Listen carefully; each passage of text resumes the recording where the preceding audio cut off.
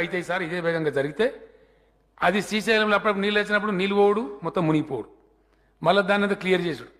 అధ్యక్ష దీన్ని తవ్వే పద్ధతి ఏంటంటే టైగర్ వ్యాలీ కదా అధ్యక్ష, అందులో అడుగు మానవ సంచారం పోవద్దు, పోతే అబ్జెక్షన్.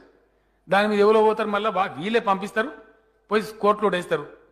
మన పర్యావరణ సంఘాలు వస్తాయి, ఇది పర్యావరణ వ్యతిరేకమని మళ్ళీ చేస్తారు.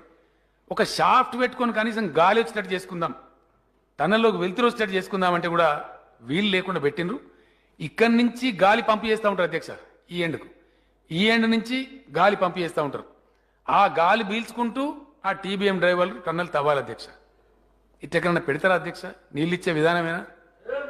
ఎప్పటి నుంచి వింటున్నాం ఎస్ఎల్బీసీ? ఎన్నేళ్ళ కంప్లీట్ కావాలా? ఇది ఎవల పాపం?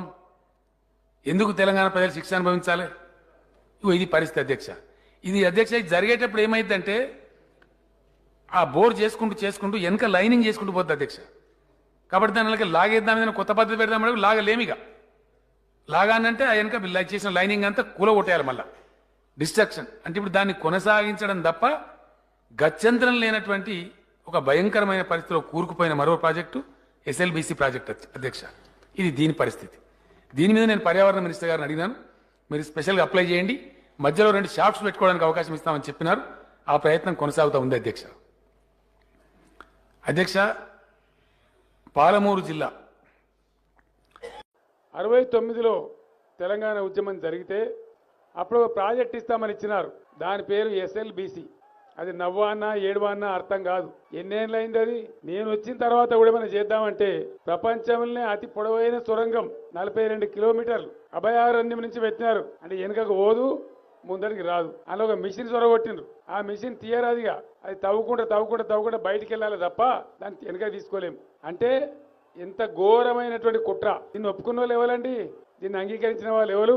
పెట్టినవాడు ఎన్టీ రామారావు, ఆయన ఆంధ్ర ముఖ్యమంత్రి. మనకు నీలి అనే ఉద్దేశం వాళ్ళకి లేదు, కానీ ఒప్పుకున్నాడు ఎవడు? మన తెలంగాణలో. చాలా ఇంత పొడవు ఉన్నారే, నాతో 2 అంతల దొడ్డు ఉన్నారు కదా, తక్కువ దొడ్డు ఉన్నారా? ఈ జిల్లాలో లేరా నాయకులు? ఈ జిల్లాలో ఉన్న జానారెడ్డి ఇలా ప్రతిపక్ష నాయకుడు, ఈ జిల్లాలో ఉత్తమ్ కుమార్ రెడ్డి ఇలా పిసిసి అధ్యక్షుడు. చాలా పెద్ద మాటలు మాట్లాడతారు బయటికి పోయి. మీ యొక్క ఎస్ఎల్బీసీ సంగతి ఏంది అని నేను అడుగుతా ఉన్నా. మీరు ఏ తెలివితేటలతో దీన్ని ఒప్పుకున్నారు? ఈ ఎస్ఎల్బీసీ ఒప్పుకున్న నాడు జానారెడ్డి మంత్రిగానే ఉన్నాడు. మరి ఏం చేసినావు నాయన జానారెడ్డి? నీ తెలివి ఏమైంది? ఇలా నల్గొండ జిల్లా ప్రజలకు నువ్వు సమాధానం చెప్పాలి.